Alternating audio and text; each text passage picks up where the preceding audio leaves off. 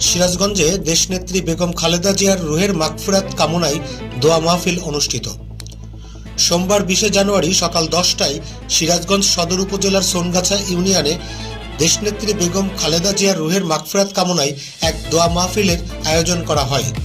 উক্ত দোয়া মাহফিলে উপস্থিত ছিলেন সিরাজগঞ্জ 1 আসনের বিএনপি মনোনীত প্রার্থী, জেলা বিএনপি নির্বাহী সদস্য ও কাজীপুর উপজেলা বিএনপির সাবেক সভাপতি মোহাম্মদ সেলিম রেজা। এ সময় তিনি দোয়া মাহফিলে অনুষ্ঠানে বলেন, দেশনেত্রী বেগম খালেদা জিয়া ছিলেন একজন আপসীন নেত্রী এবং গণতন্ত্রের আদর্শের প্রতীক। বাংলাদেশের প্রথম সফল নারী প্রধানমন্ত্রী।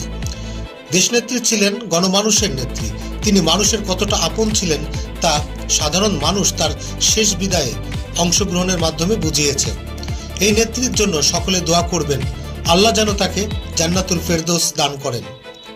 এ সময় জেলা বিএনপির সহ সভাপতি আলহাজ মকবুল হোসেন চৌধুরী, জেলা কৃষক দলের সভাপতি মতিয়ার রহমান, সোনগাছা ইউনিয়নের কৃতি সন্তান ও বিশিষ্ট সমাজসেবক জহুরুল ইসলাম দুলাল সহ ইউনিয়ন বিএনপি ও অঙ্গ সংগঠনের সকল স্তরের নেতাকর্মী ও এলাকার গণ্যমান্য ব্যক্তিবর্গ উপস্থিত ছিলেন।